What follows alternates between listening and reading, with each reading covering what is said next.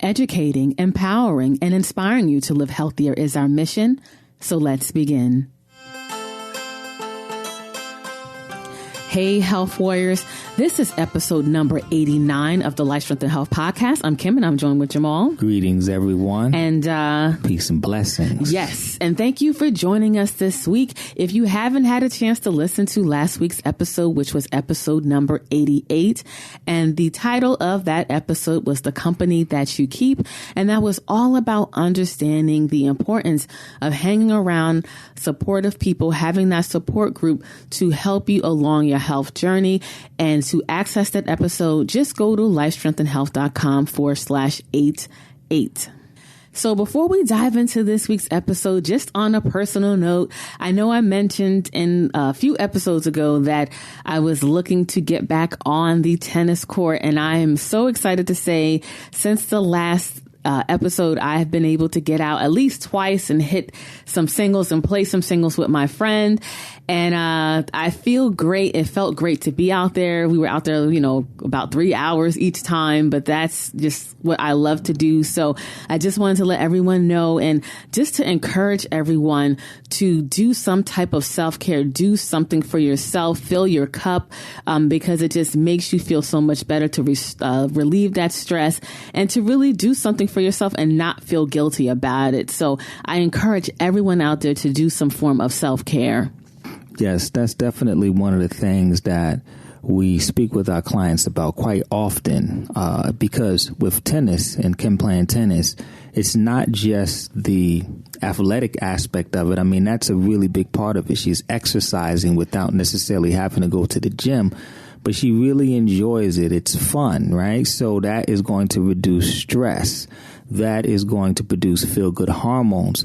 So it's really important that you have in your life things that you are passionate about and that you really can enjoy. You can't just be work and sleep and responsibility, because that begins to break you down. So I think that's great that you're back. Well, thank you. Yeah, I could tell a difference. Like I could tell that she I'm home enjoys it because she's talking about it a lot. Yes, and getting that sun, which I love the sun. Yeah, since we're sharing things, right, about our personal lives, I'll share an experience that I had with you. It was alarming and eye-opening. So a lot of you know that you never hear us talking about soy products, right? I'm really against them. We were strict vegans for over 15 years. Mm-hmm. And, at that time, during that time period, there was a time where we had a lot of soy products. And then I'm looking at this overwhelming research on soy negativity. So that was one of the things that we pulled from our diet, right? But within that, one of the healthier versions of soy was fermented soy. So soy in all of its fermented ways have been proven to be healthier, right? But my concern was always just the estrogen effect that it could have on men. So I pulled soy completely from my diet, including the fermented things, the misos, the tempehs and things like that. Completely pulled them from my diet. And I can honestly say that I felt so much better. I felt great with it. And it's been about 2 years since I completely pulled them out. So, recently I consumed some tempeh. It's been a long time. I'm thinking, it's tempeh. It's the healthy version. I mean, it tastes good. Yeah, it does taste good. Like we always liked it. We always used to hook up, our different, soy dishes and things like that. So I'm thinking, this one time, me having tempeh this one time or every now and then won't be that big a deal. It's healthy. We should be good, right? So we made it was a really good dish. Right. Well, actually, you made it. I'll give you the credit. Yeah. I made a really good dish.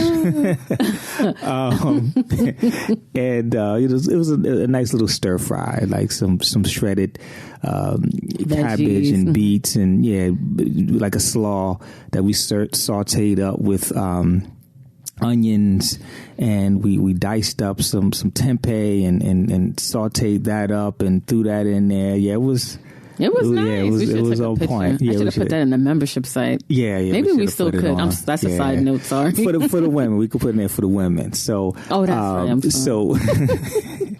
So what happened was I ate it. I enjoyed it. We both enjoyed it.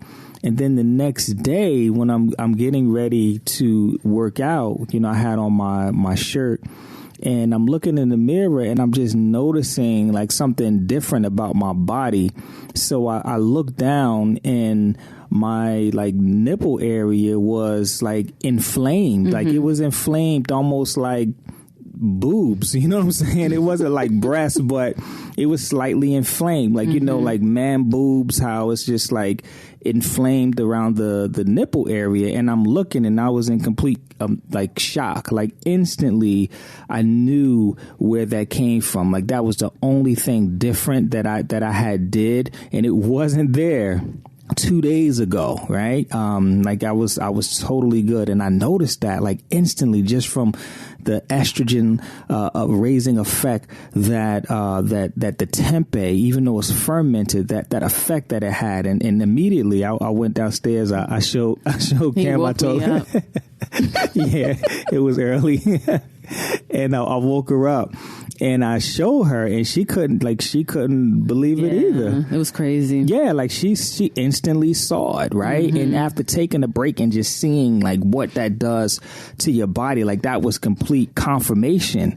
And then like obviously I didn't have it, and now this is like 3 days later. Mm-hmm. It's regular, like right. it's down, it's normal, it's like a normal man chest. No, you was completely bothered. You like I'm done. I'm done. Like completely. That's one of the many things that go to the food graveyard when you say I'm done. That's a full level wrap right there. Like all of you brothers out there that are vegan or mostly plant based. Like soy is just no good for us. I don't care how it's served up. Like it doesn't matter. It doesn't matter if it's tempeh, fermented soy protein powder. Like I personally recommend to completely stay away from it. And I do understand that everyone's body chemistry is different, and that might not necessarily happen to you.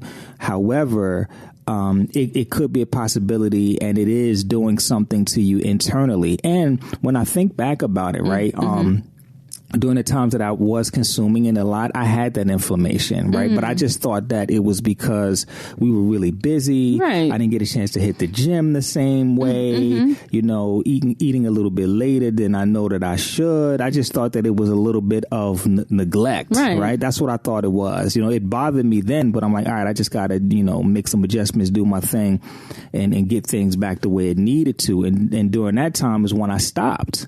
And then they went away. Right. But I contributed it to just putting in the work. Right. Like I'm back. Right. Like I'm back. Put in the work. I didn't realize that it was that, right? It was crazy. I mean, that was like proof. Like visual proof. Yeah. That was crazy. Like these little things, right? These little things can have a negative effect on your body, and you not even make the connection of what these things are. But I was able to, pick up on that right away. So it's important not just to avoid, for the brothers to avoid things like this, but for everyone to just pay attention to the subtle changes that happen in your body. And when that happens, listen to your body and try to make some connections as to, hey, what did I do differently? I'm feeling different. I'm looking different. Something's off for me. What did I do differently in my life? What did I eat differently? How was my sleep? How's my stress levels? What happened? Like you start making those connections, and then that's when your body really begins to speak to you, because it knows, like you know the language. Your body is always speaking to you, but you learn the language. That's when the language opens up to you, and you're able to understand the language. So I just wanted to share that that story with you. If you got any, questions or comments on that, you could definitely post them on our site or whatever platform you're checking this out. But that was just crazy and eye-opening for me. Yeah, definitely. So now let's segue into this episode's Organic Food for Thought. And this week's Organic Food for Thought, we're going to discuss the dangers of grilled meat, because we are heading at the time of this recording into the summer, the warm season. So everyone's going to be firing up them grills. And so we want to talk about the dangers of grilled meat. Yes. So when naturally occurring amino acids and sugars found in meat are cooked at high temperatures, they naturally produce carcinogens called HCAs, also known as heterocyclic amines. This is a very toxic compound that is also found in cigarette smoke and is known to cause cancer and contribute to the cause of dementia. Charred meat is some of the worst foods you can eat. Yes, this is definitely an appropriate time to talk about this. So what do we have coming up? Memorial Day, right? So that's kind of like the season opener. The kickoff. Right? Everyone starts pretty much grilling from that time all the way up until pretty much Labor Day in September, at least in this region where we are, in New Jersey. And so we're talking about charred meats, right? That's what people like, that like nice burnt taste when they're preparing their foods. But yeah, studies are definitely showing that these HCAs are very toxic and cancer causing. Again, when it comes to your health overall, it starts to add up. When you start doing all of these little things that contribute to cancer, then these little things create a big problem, right? So little things like this, like charring your meat when you're cooking it on the grill, can create these carcinogens that can affect you negatively. And the studies show that the highest charred meat to cause this is pork, followed by beef, and then chicken. But either way, you really want to try to get away from that process. So we just want to go through a couple of things that you can do to reduce your carcinogens, because I know it's a lot of people out there that don't want to let their barbecued meat go, right? So we'll try to help you out on the best ways to go about this. Right. So some ways to reduce carcinogens is to, one, eat more grilled vegetables. Right. So that's definitely an advantage for the people that are trying to eat more plant-based, to the vegetarians and the vegans. That's definitely a positive. You're not creating these same carcinogens when you have grilled veggies. So definitely get your veggie kebabs and, all of your portobello stuff. Throw those on the grill and you're definitely good in that area. Right. Another thing is to eat more turmeric, garlic, basil, oregano, mint, rosemary, sage, marjoram, and mint marinades that are thin with a vinegar base. Yes. So all of these things protect against the carcinogens. And if you make your homemade marinades and put these things in them and you actually coat the foods that you're going to grill, it protects the food, and then those nutrients protect you as well, especially things like turmeric and garlic. They protect you. So if you're going to grill, you want to make sure that you're including these spices and these types of marinades into your dishes. Right. Another way to reduce carcinogens is to reduce the use of thick commercial marinades that have been shown to triple carcinogens. Yes. So they actually make matters worse. Right. Another thing you can do is if you're using a gas grill, put it on medium. Yes, obviously, you're not going to char it. It takes longer to cook, but it's going to be healthier for you overall. Right. And the last thing, which is an obvious thing, is to cook meats less. Yes. Simple enough. So now let's segue into this week's episode. And I realize I didn't mention it in the intro, but the title of this podcast topic is The Consciousness of Health. And we're going to dive into this. I think this is going to be a very powerful episode. Hopefully it helps a lot of people who listen to it, because we feel like this is not talked about enough. And this is, as I always say, it's like that missing element, that secret ingredient to help you to reach your health goals. And a lot of times when people want to take a natural approach to reversing imbalances and optimizing their health, a lot of times people first kind of go to their general practitioner. Maybe they're on medication or they're going for their physical, what have you, and they're relaying their thought process or the things that they're going to work towards in terms of optimizing their health or reversing imbalances. And so many times our clients or people that have called us, they express a somewhat disappointment in the response that they get from their medical doctor, because you see the documentaries and you talk to various people. There's so much information online that proves that taking a holistic approach can definitely help to optimize your health and help you to feel your best. But when you go to maybe a Western medical practitioner, a lot of times you're not met with the same, what's the word? The same excitement and the same support that you think that you would get. A lot of times you're giving a prescription, and just told how to manage the imbalance that you have. And a lot of people certainly express disappointment with that. And what we often tell our clients is it's not a knock against Western medicine, because that's how they were trained. They're trained to address the symptoms and not to really search for the problem and reverse that. So we always say Western medicine is necessary. It's good for, emergencies. But when it comes to reversing imbalances and taking a more natural approach, you're not going to get the support from them.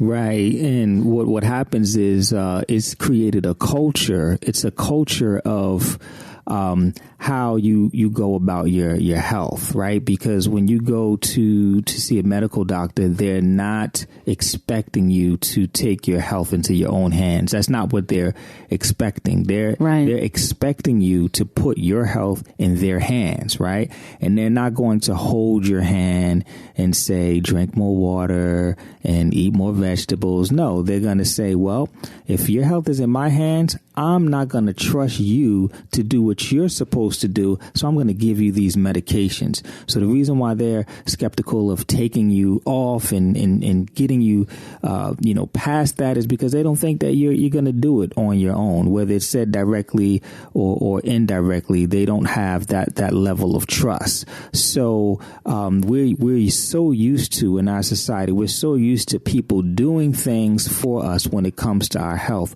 We're so used to not having to take responsibility, right? Mm-hmm. When we look at all of the many hundreds of health challenges and health illnesses and imbalances that are out there, and you look at the description, very few of them will say because of your lifestyle. Very few of them will say it's because you're living your life. It's because of things that you're not doing. It's because of things that you actually did to yourself. Right. They don't say that, right? They blame it on everything else. Well, this is just something that typically happens to men between the ages of 30 and 50 years old. Right. It's either age or hereditary things in your family. Right. If this is something that runs in your family, this is something that is most likely going to happen to you, right? So we're used to blaming everyone, right? So our experience in our business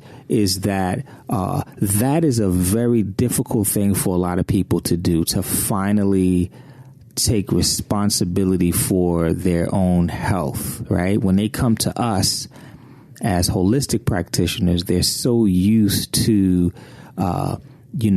the doctor is just saying, well, no, I'm responsible for your health. Here, take these 2 pills and call me in the morning, and it's just pretty much that simple. Take these pills for 10 days and you'll be fine type of thing. But when they come to us and we're like, oh, no, you got to get 8 hours of sleep. You know what I'm saying? Right. Like, oh, no, you have to start getting massages and you have to start drinking herbal teas like at the start of every morning. Now, people are kind of like, oh, you want me to do stuff? Like, oh, I can't still have my soda and be healthy at the same time. So now it's a fight and it's very difficult, right? So what we see is we sum it up as a consciousness, right? There's a certain consciousness that comes along with health. And there's a certain consciousness that comes along with disease and poor health, right? So we want to talk about that consciousness of health. And when we say health, we're talking about good health, right? Because we see it, that when we see that certain frequency and consciousness in people, they do very well. Yes. And the ones that don't have that frequency, they're not on that frequency, they don't have that level of consciousness, they fail every single time. Every single time, right? So like Kim said, these are the things that people aren't talking about. How do you actually win? Like, how do you actually set yourself up to be successful, to have optimum health, to reverse the things that are going on that you heard is possible, and you want to, make it possible for yourself? Like, how does that actually happen? We want to start talking about those aspects today, right? That's why we call this the consciousness of health. Right. So one of the questions, that we want to answer or address is, why does health elude people? Why is it difficult for most people to, when taking a natural approach, to do what is necessary to reach their health goals? Why, for some, is such a struggle? Yeah. Like, I think it's important to put this in perspective here, because we don't look at it this way. The average person doesn't look at it this way, right? So if you could just be open for a second, right? You are responsible for your health. If you're in good health, that's because of things that you are doing. And if you're in poor health, that's because of things you are doing and things that you may have done or things that may have been done to you, right? So people don't realize this, but a lot of times when poor health is present, you put a lot of time, energy, sacrifice, blood, sweat, and tears into your poor health. Like, you worked hard at it. Like, think about that. Like, you worked hard to create this environment of poor health. Like, you neglected your sleep. You would get 4 or 5 hours of sleep. Your sleep was broken. You're super stressed, and you refuse to do anything about it. You're only having bowel movements once a week or every few days, or when you do have bowel movements, you're not completely eliminating. Like, how long do you think that you can beat your body up? Like, how long do you think that you can do all of these things to yourself, like overconsumption of alcohol and overconsumption of fast foods, right? How long do you think that you can do all of these things to yourself before something bad actually happens? Right? The human body is strong. Like, it's powerful. Very resilient. It's powerful, right? It can take 20, 30 years based on your genetics of you giving it a beating. Like, just because your body could take a beating doesn't mean that you should take it, right? A lot of these cars that they're building now, they can take collisions. Like, they're supposed to handle collisions. And when you have this collision, they're designed to protect you. They collapse in a certain way. The airbags and things come out, and it's designed to keep you alive. But just because it's designed to keep you alive, does that mean that you're going to go on a crash course on purpose to destroy your vehicle? Absolutely not. But so just because your car can take a beating, when we're talking about car, I'm talking about your physical body, your car. Just because your body can take a beating doesn't mean that you have to beat it up.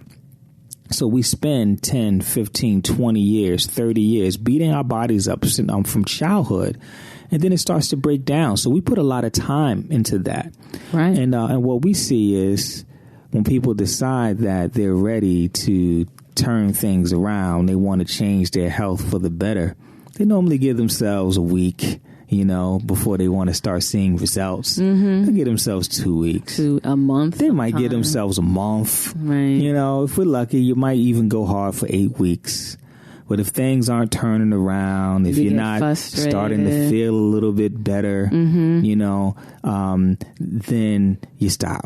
Right? And you didn't stop. You didn't stop beating yourself up when you was breaking yourself down. Like, you kept going and kept going for, 10, 20 years. You didn't stop doing that, but you'll stop going on the healthy side just because you think that it's not working. Like, it's supposed to be a quick turnaround. Yeah. Right. And it doesn't work like that. Like, you spend a lot of time creating these negative habits. Like, if you've been doing something repetitively for 10 years, like you have this habit, like every single morning for 10 years, you get up and you have a cup of coffee, right? Every morning. You think it's going to be easy to break that habit, to now get you up in the morning and have herbal tea or to make a fresh juice when you got all of this momentum of 10 years behind you, all of that electromagnetic energy of making coffee first thing in the morning? Like, that's powerful to fight against. Right. It's powerful to break that and to break that and beat that habit. But you can do it. It can be done. It can be done. Yeah. And that's like a very popular health misconception. And just to cover some other health misconceptions, when people want to improve their health, taking a holistic approach, they feel like, okay, let me just do this for a little while to get healthier. And then once I get healthier, then I can slowly start doing what I used to do. Right. And that's what causes the yo-yo effect. It's you come in, you're feeling great. You're applying everything. You're doing amazing. And then, you slowly start incorporating some of those things that got you to where you started from in the first place. You start incorporating them back. And then guess what happens? You end up worse than when you first started with working on improving your health. And we see it time and time again. Living naturally is a lifestyle. It's not something that you do temporarily. It's something that you incorporate into your life to establish healthy habits, to do things to rejuvenate, nourish, rebuild, and to feel vibrant. It's a lifestyle. It's not something to do to get to a goal and then you just stop doing it. Yeah, that's a great point about what you were saying about the yo-yo effect. The truth is like, if you start doing the things that you were doing before your health journey, you're going to become that person again, right? Because when you make changes, you change. So the key is about making permanent changes, right? We were working with one of our clients, and they had some really serious digestive issues. And, we cleaned up their diet. We helped them to seal and rebalance their gut. Every time they came in, they would always just kind of praising the progress, just talking about how good they were doing. And then one visit, we're sitting down talking, and the weirdest question was asking me. It's like, so when do you think I can return back to my old diet? Right? And that question to me was so amazing. It was just like, wow, really? Like, you really want to return back to that? Like the thing that caused all of this in the first place? And I said, well, hopefully never. and they weren't too happy about that. They weren't too happy about the idea of not being able to return back to the thing that got them here in the first place. But one of my favorite lines or sayings in terms of growth is you cannot remain the same person in order to reach your goals. Yes. Like there's some aspects of yourself that's just going to have to fade away and die off, and you're going to become an even better person. So letting go of some of those old habits, you have to let them go. You could find new ways that are even better and taste great. Speaking from my own personal experience and me loving sweets, I mean, I still have a sweet tooth, but I found new ways of making different things that I love that are still good for me. So it's really that mindset towards old habits, like letting them go and just releasing them. Never just let them go and never return back to them. Absolutely. Yeah. So we can go on as far as like just the misconceptions, but I hope that you understand where we're coming from, right? You just can't continue to do the same things that you were doing before, right? We find these ways to sabotage our progress, right? We create these excuses for ourselves. So we really want to get into like the consciousness behind that. How do you change your health consciousness so that you can create an environment that you can heal in? Like, that's important. Right. So mindset is like the foundation of the consciousness of health. It all starts with that saying from Lauryn Hill, how are you going to win if you're not right within? Yeah. I don't know. yeah. Look at her doing hip hop quotables. Yay! Hey, I'm not a hip hop head. I was R&B, but I do love Lauryn Hill. I love her work. Yeah, she said, "How you going to win if you ain't right within?" Yes. So come again. Okay, excuse me. Well, those of you know, on the side note, Jamal did rap. Was part of a group. Yes. But yeah. So that part. Because we can, as health practitioners, we can give you the information, tell you what to do, how to eat, where, all these aspects of natural living that you should incorporate.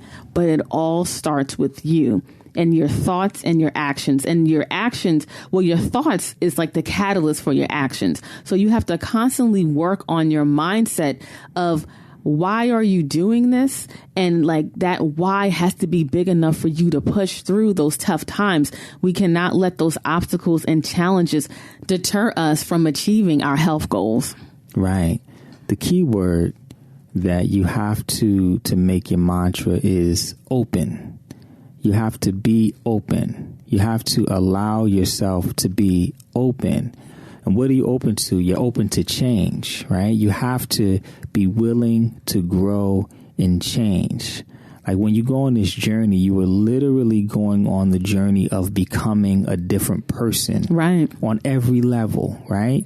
Your skin cells, you shed them and you rebuild and repair them. Your muscle, your heart, your stomach lining, like you replace that. So as you change your mindset and you change your mind, you change your physical body. So if you put in the work, a year from this time, you can literally be a completely different person. Just think of the person who you will become. Right. You have to be open and willing to change.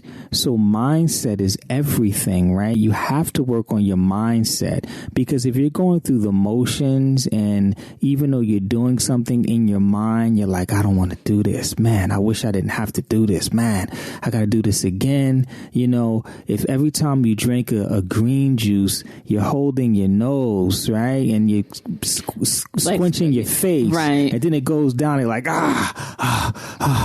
let's just get this down. Like, do you think that healing is going?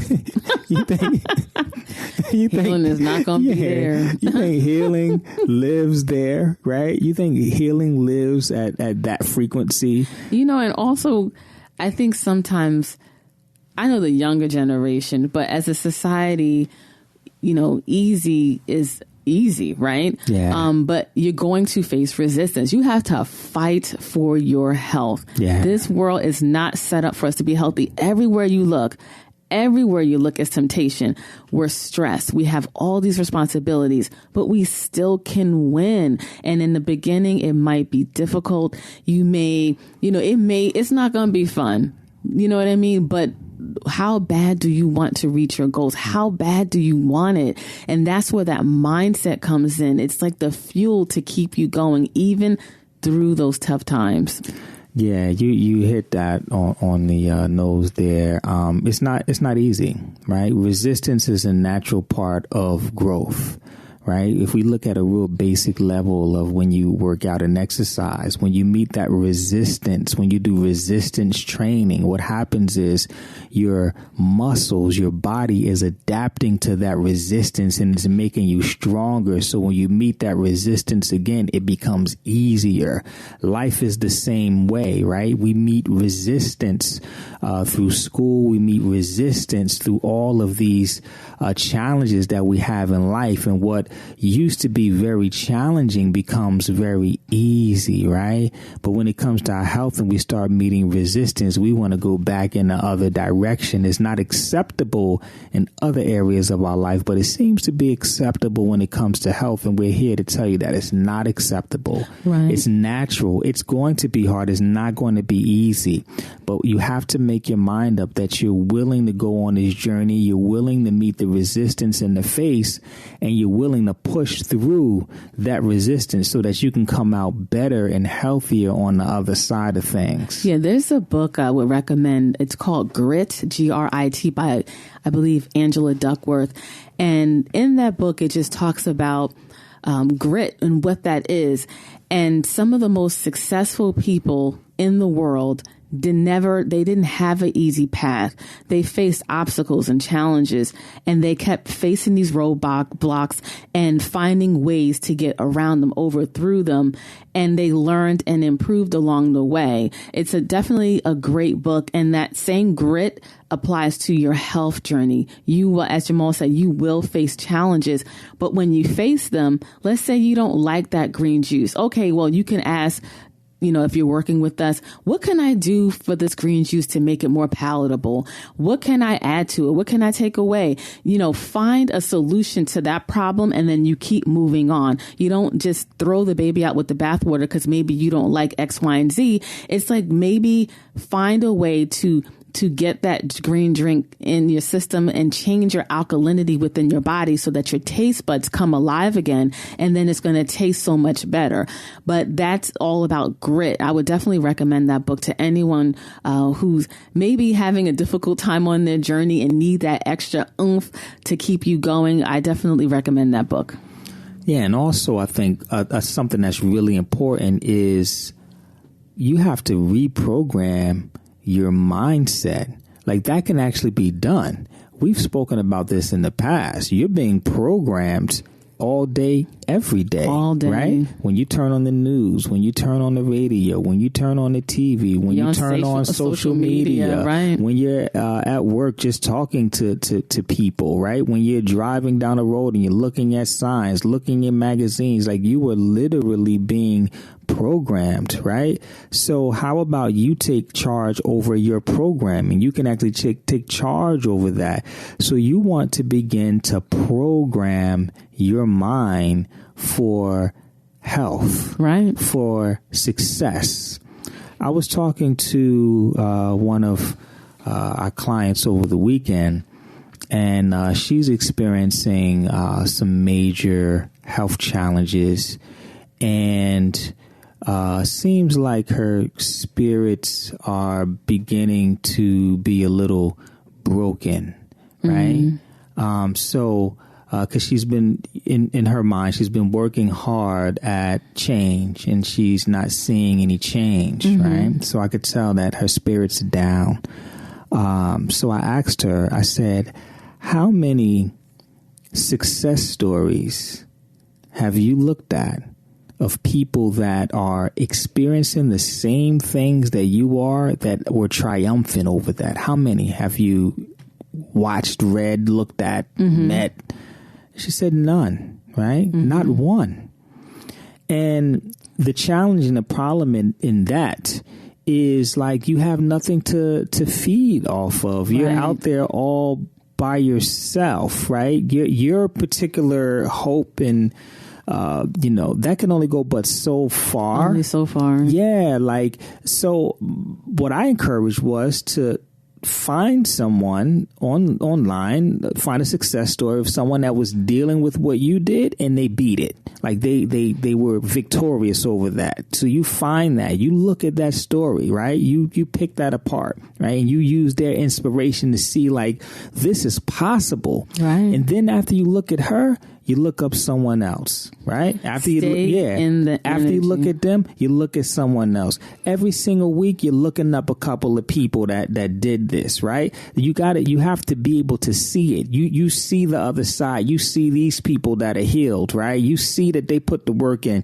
You see it took them 10 years, 5 years, 2 years, however long it took them, but you see that. And you know it's possible. Yeah, you know it's possible, right? You got to program yourself. You got to keep looking at those things. You got to keep looking at positive things, listening to shows like this and other health shows and other the blog material and articles and things like that. Like you have to saturate your mind with the things that you want. Yeah, that the things that you want. Like that's what you have to do. And once you start doing that, then your subconscious mind starts to kick in. You start to do things unconsciously. You start to push a little bit more. You start to get stronger, less resistance. That voice in your mind becomes an ally instead of an enemy. Yeah, it starts to change. It starts to change, but you have to do that.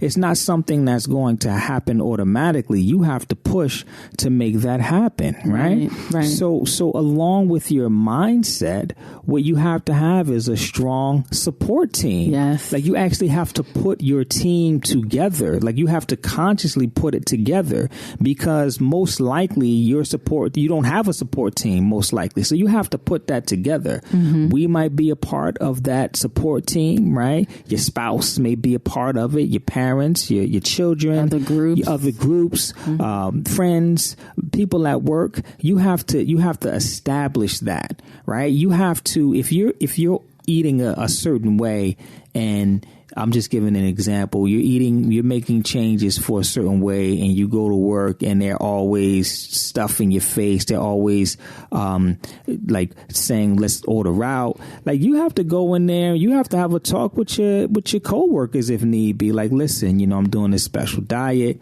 I need your support.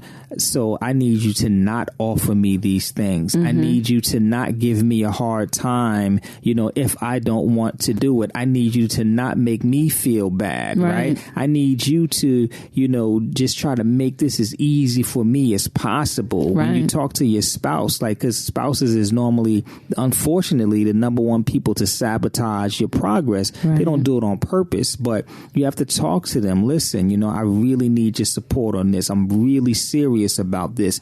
If you feel like you want to have something that is my favorite, and I can't have it, please eat it when you're not home. Right. Don't make me a part of it. You know how many times people have broken protocol because their spouse was eating their favorite thing? Right. Like, who does that? Why would you do something like that? I would, if Kim is on a program and let's just say pizza, for example, pizza is her favorite thing. I'm not going to come in the house with pizza, smelling up the house, sitting there eating like, oh, well, you doing your thing. Go ahead, stay strong, do your thing. And I'm sitting there eating pizza. Yeah. You know what I'm saying? Like, yo, I wouldn't do that, right? So for everyone out there listening to this, make sure that you're not that sabotaging spouse. Whether you agree with the program or not, just support them because you would want that support. Right. Yeah. So you got to create a support team. You got to talk to your people. You have to have a partner that is maybe going to go through this with you, or some type of accountability partner or something, right? You have to have your support team. And once people agree to be a part of your support team, don't hesitate to lean on them, right? Don't feel bad. The reason why you have a support team is so that you can lean on them and so that they can actually support you. Right, because it's always good, okay, when things are going great, to tell everyone, but then when it goes bad, then you feel guilty. No, that's the time you're supposed to be transparent with that support team so they can help you. Exactly. We get so many clients that as soon as they fall off, as soon as they're not doing the things that they're supposed like to. Like the walk of shame. Yeah, now they disappear. Now they want to be distant. Now they don't want to pick up the phone. Now they don't want to call. We always say we are not here to judge. We are here to help. To help you. But you have to give us the chance to help you. Right. And that is being open and honest. We've been in this for a long time. We've had our own journeys. I mean, I'm not perfect. During those low moments, you need someone to say, you can do it. Let's troubleshoot. Let's get you on a course correcting plan of action to help you get back to where you need to be. But you have to be transparent in order for us to help you. Right. Transparent with your support team. Really, really important. I have a lot of respect for the people that come in here. Right. Listen, come in here every time.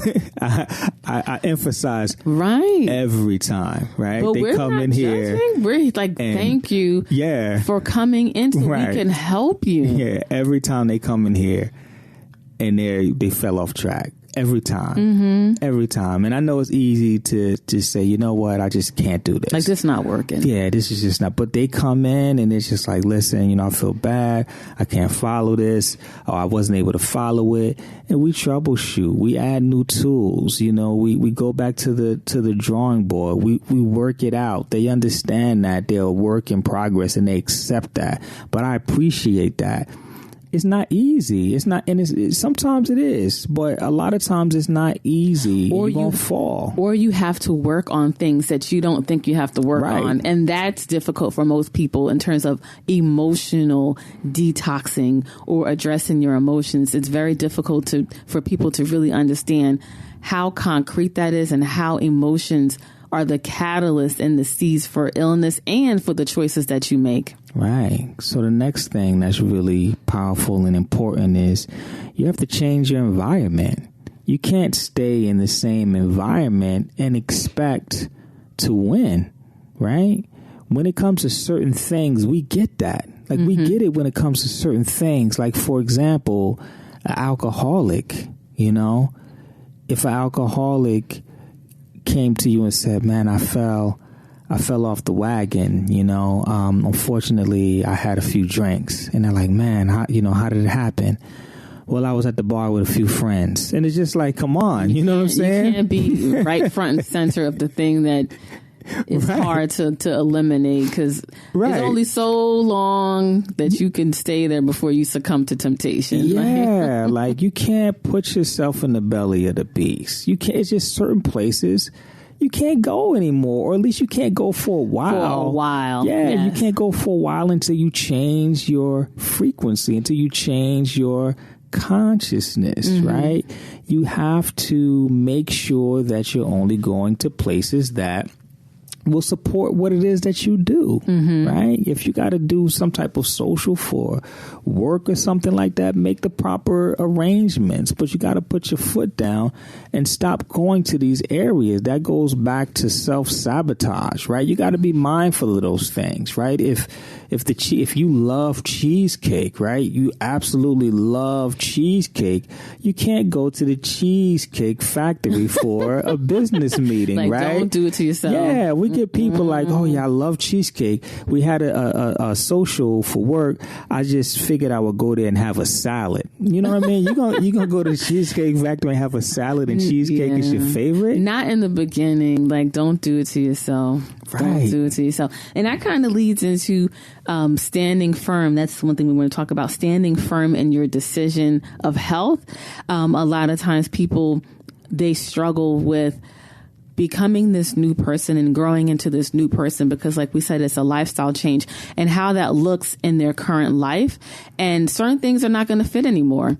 But it goes back to the reason why you're doing this. Why are you on this health journey? Who do you want to become at the end of your health journey? And you have to really be honest in certain things that are going on in your life, certain people, certain things that you normally do. They may not work anymore. And that's okay if you stand firm in your choice. I can remember starting on my health journey, just how bad I felt and how much I wanted to see a change and make a difference. I didn't care. Like, I didn't care about the jokes. I didn't care how people thought. And honestly, people had jokes, but secretly they had respect. Because I was doing something maybe they wish they could have did. And maybe at that time they didn't believe they could, but they could have. And then years down the road, I have people coming to us saying, hey, I'm eating more plant-based, or hey. And, I don't have any ill feelings towards them. But in that time, like, I just stood firm in what I felt was right for me, because I knew I had to do something for my health. It wasn't about what other people thought, their perceptions, their jokes. I don't care if I go to an event and I just have to just eat a salad or until I can get the food that I need. Like, I had to do what was necessary, because that's how bad I wanted to feel better and improve my health. Right. And to add on to that, you have to stand firm with yourself. Right. Like if you make a promise to yourself and you make a commitment to yourself, you have to hold yourself accountable. You have to stick to the things that you said that you was going to do, right? You like if you're out all day long, right? If you're out and you didn't prepare, you don't have the things with you, and you're in an environment that just has all of the things that's going to tear your health down, like you have to stand firm and not eat it. Right. You know what I mean? Do you know how many times like I went hungry? Mm-hmm. I had to have water. Don't get me wrong. I felt bad about it. I even felt weak and lightheaded. You know what I'm saying? I remember too many times. Right. But you do what you got to do. It's like, no, like I made a decision that that's not what I'm going to consume anymore. That's not an option for me. It's to a point now that those spots, they literally turn invisible to me now. Like I could drive up and down a block all day long and someone is saying, yeah, right next to the Burger King. I'm like, Burger King? Right. Where's that Burger King at? Yo, it's right 2 blocks down. I'm like, oh my gosh, I didn't even realize that a Burger King was there. Mm-hmm. But I know where, you know, the healthy spot is. I know that the healthy restaurant where that is. So, you have to stand firm in yourself. And then every time you do that, every time you get those small victories, it makes you stronger to be able to do that again. You know, where it's to a point now where it's like, well, I guess I'm fasting today. Let me get my mind right. Let me get my water. Let me get some tea. I guess I'm not eating today. Right. You just build that internal fortitude. Yeah. Yes. You just do what you got to do. That's how it is sometimes. We don't live in a world that, or at least in our society, we don't live in a society that is set up for you to be healthy. Mm-hmm. It's just not. So if you don't plan and prepare and you get caught out there, you still have to stand firm in the decision that you made to walk in this energy and to transform your health, because all of these things matter. Right. It's a temporary inconvenience for the win. So you just temporarily inconvenience yourself for that one time or moment so that you could reach your goals in the end. And it's so worth the uncomfortableness. Right. And the last thing that we want to talk about to close this up is what I like to call instant rebounds. Right. Because it happens, right? We fall, we slip. You know, we're not perfect. No matter how strong you stand, at some point, you may slip. It might not even be a big slip, right? But you may slip a little bit. You may eat something that you normally wouldn't eat. Yeah, do something that you wouldn't normally do. Right?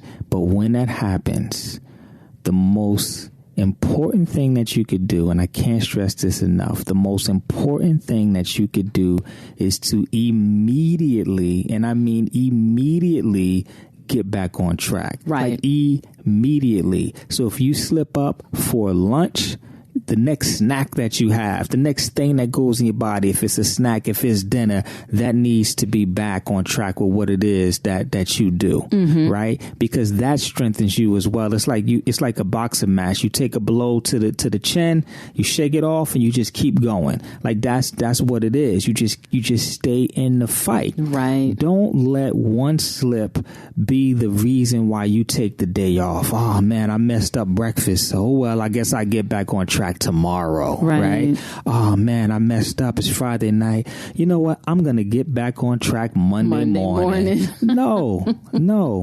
If you slip at 10 a.m. on Friday, at 10:10, you are back, right? You back. And then what happens is you keep moving forward. That allows you to keep moving forward. You take a blow and you keep moving, right? Like that's what you have to do. That's mindset. That's the consciousness of health, where one blow isn't going to destroy you. We have some people where that one instance, that's the whole program is over. Like they're done. Program is over. Like, oh man, I had an event. This weekend and it threw my whole week off. Right. After that, I could not get back on track. And it hurts me when I hear that, because we see the potential in them and we know that's just a mindset thing. Like it's not like a physical, it's mindset. It's their thought pattern of why they wanted to quit. Yeah. And that's, why we wanted to do this episode, to reach that, to touch that point, that most of the times when people give up, it's that internal dialogue within that that allowed them to give up, just to give up hope because of the thoughts in their head, not necessarily the actions. And that's why it's so important for the instant rebound, because I like to think of the instant rebound as when someone's doing work, it's like, keep your head down and keep doing the work. Don't keep looking up to see what you've done. Like, keep your head down, keep doing the work. And that looks like constantly, each step being something that's improving your health and doing or if you're doing a program, incorporating what you're supposed to be doing for the program, one step at a time. It's not an overnight success thing. It's slowly implementing the changes so that it becomes a lifestyle. And then those healthy habits, like I said, becomes a way of life, so that when you finally come to look up and assess where you're at, you'll be amazed at the transformation that you'll go through. Absolutely.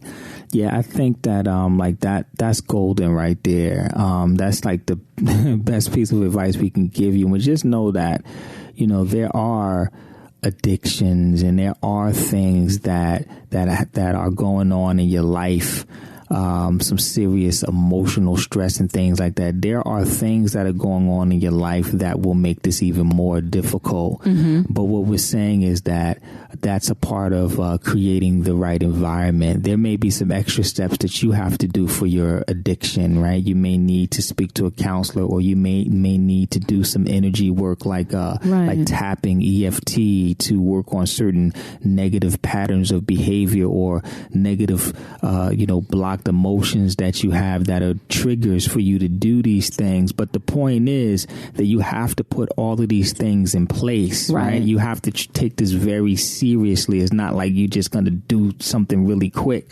If this is a lifestyle, you have to put the things in place in order to change your life. Right. That's very important. And you can change your life. Yeah, you definitely can change your life, because we changed our life. Mm-hmm. We weren't like this, we said all the time, I ate with the worst of them. You show me someone that ate bad and I will tell you a story about how I ate worse. Like, I ate with the worst of them. I wasn't morbidly obese because I played a lot of sports, but, I had, high cholesterol and cardiovascular issues as a teenager, even though I was athletic looking. Mm-hmm. I had that at a young age because of, certain things that I did. Mm-hmm. Right. So I know that change is possible. I know it's possible. And when I really think back and look at it, I might have had a sugar addiction as well. May have had a sugar addiction, runs in my family, sugar addiction. So I think I had it too. I was able to overcome these things. And I know it's possible for you too if you put the right tools in place. Right. So that is the conclusion of this week's episode. Hopefully you enjoyed the episode, but most importantly, you received value from it. And for access to the show notes pages, just go to lifestrengthandhealth.com/89. And there we will list everything we discussed in this episode, as well as the link for episode number 88 on the topic, the company that you keep. And also I'll put a link for that book, Grit by Angela Duckworth. And lastly, before we go, we wanted to let you know that this episode was sponsored by healthwarrior.co, and healthwarrior.co is our private health community, and it's geared towards giving you that accountability, support, and education to live a more natural and holistic lifestyle. So to learn more about our private health community, just go to healthwarrior.co. So once again, thank you for listening. Leave us some comments and let us know how you're liking these mindset episodes, and let us know of any topics that you would like us to cover in future episodes. Okay, so make sure to stay tuned for next week's episode. And until next time, live healthier. Live healthy, everyone. Peace and blessings. We want to say thank you for listening to the show. And for access to the show notes pages, more podcast episodes, blog content, as well as more information about our center, Life, Strength, and Health, then just visit us at lifestrengthandhealth.com. Until next time, live healthier.